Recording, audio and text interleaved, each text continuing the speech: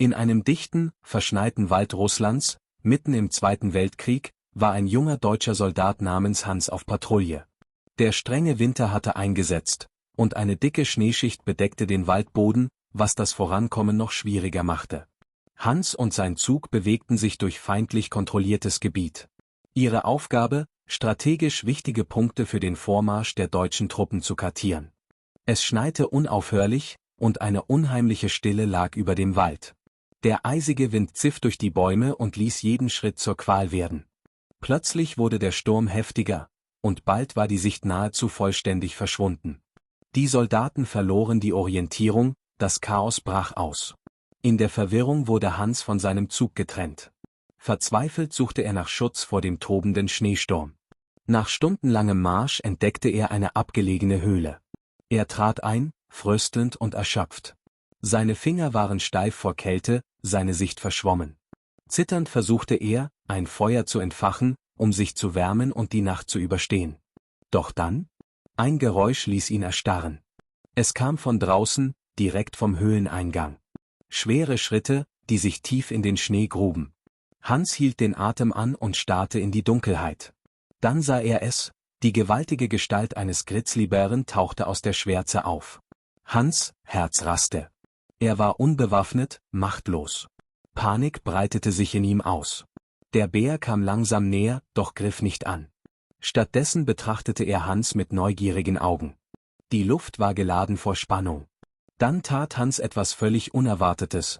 Mit zitternden Fingern zog er ein Stück Trockenfleisch aus seiner Tasche und streckte es dem Bären entgegen. Der Bär zögerte, schnüffelte und nahm es schließlich ins Maul. Stundenlang verharrten die beiden in der Höhle. Hans, dessen Angst allmählich nachließ, begann, das Tier mit Respekt und Faszination zu beobachten. Trotz seiner gewaltigen Kraft schien es einfach nur ein weiteres Wesen zu sein, das in dieser erbarmungslosen Wildnis ums Überleben kämpfte. Draußen tobte der Sturm. Doch in der Höhle herrschte eine seltsame Ruhe. Am nächsten Morgen ließ der Schneesturm nach.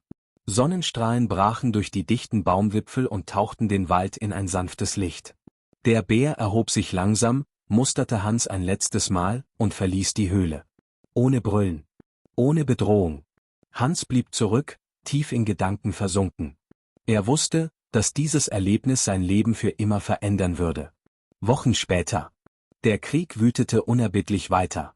Hans und sein Zug befanden sich in einer ausweglosen Schlacht. Feindliche Truppen hatten sie umzingelt. Der Kampf tobte, die Lage war verzweifelt. Dann ein markerschütterndes Brüllen aus dem Wald. Hans' Blick schnellte zur Seite.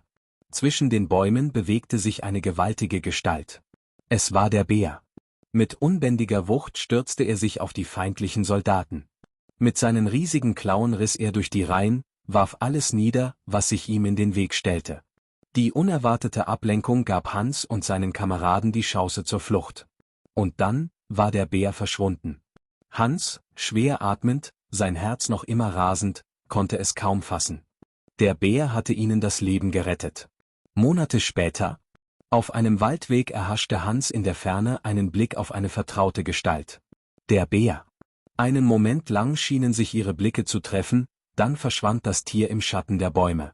In diesem Augenblick wurde Hans etwas klar: Inmitten des Grauens des Krieges war eine unerwartete Verbindung entstanden. Eine stille Freundschaft. Ein Band, das über Worte hinausging. Ein Symbol für Mut, Überleben und Hoffnung. Helfen Sie uns und folgen Sie uns für weitere Geschichten wie diese.